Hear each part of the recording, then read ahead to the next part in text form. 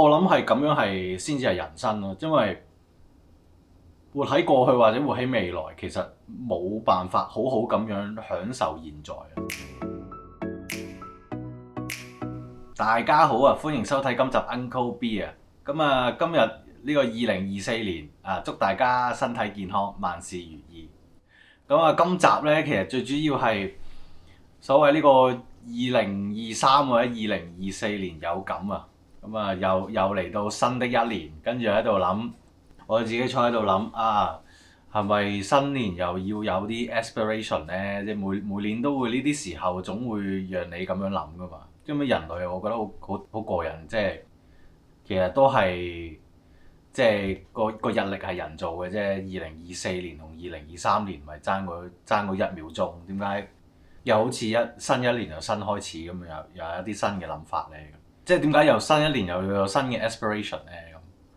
咁我喺度諗，究竟係有啲咩 aspiration 咧？或者即係諗翻起2023年，或者可能2019到依家咁發生咗，即係無論自己定係周邊嘅環境都發生咗好多事。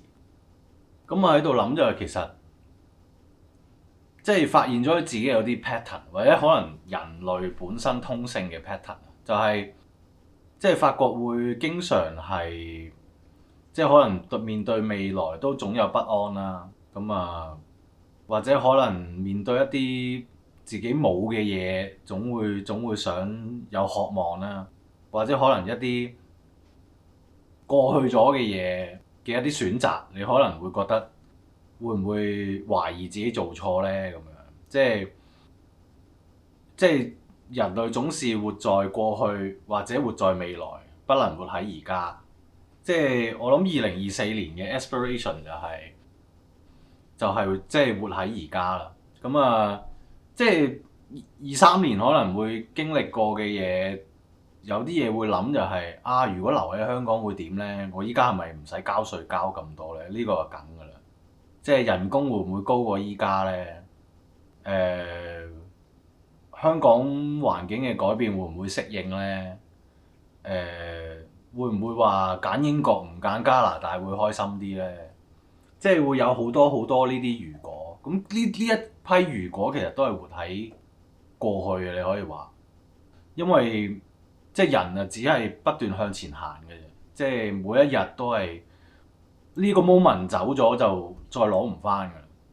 咁另外可能會有啲諗未來嘅擔心嘅嘢，就可能係啱到步嘅時候諗揾唔揾到工啦，揾到工又諗揾唔揾得翻香港嗰個數啦，揾得香港嗰個數又會開始諗通脹咁嚴重，或者息口咁犀利，或者啲樓價咁貴，呢邊過唔過到壓測，買唔買到樓呢？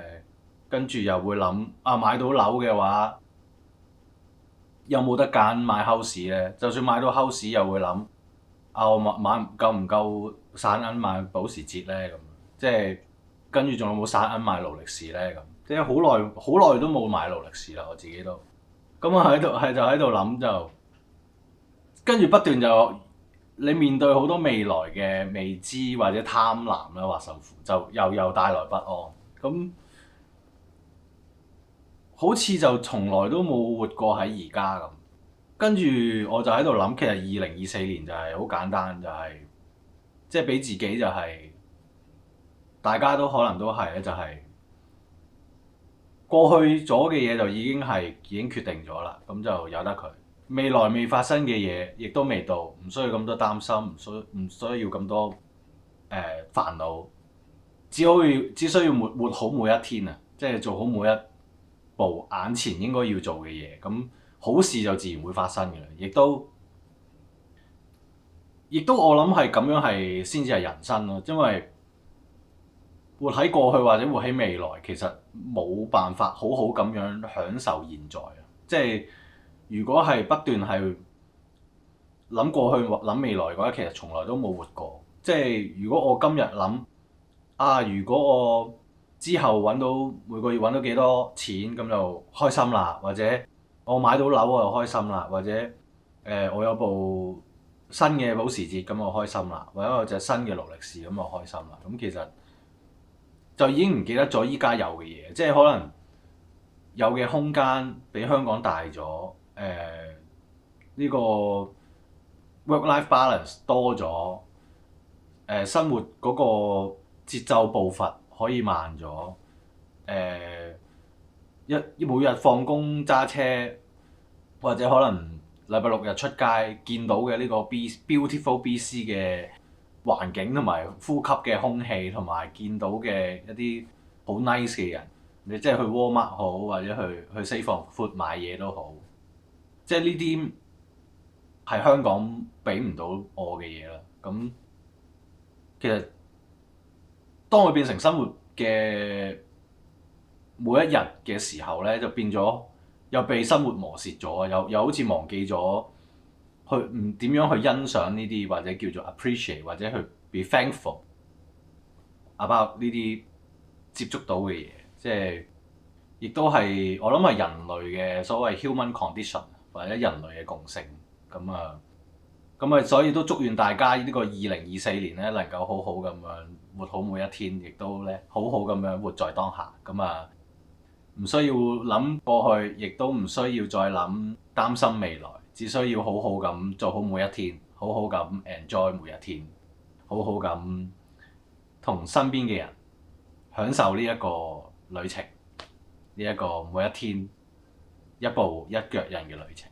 今集最主要都係想講呢樣嘢，咁啊係咁多住先，咁啊大家歡迎 comment、like、subscribe 同 share 同下邊留言，同我哋傾下偈，講下你咩感受。咩睇法？睇下我講得啱唔啱，或者會唔會有講漏嘅地方，或者你點樣可以做到我所講嘅呢一樣嘢？即係我自己都學習緊同努力緊啊！即係都係新一年開始，突然間就再喺度思考 aspiration， 然之後慢慢就諗埋去呢一部分嘅嘢。好，咁啊，我哋下次再見，拜拜。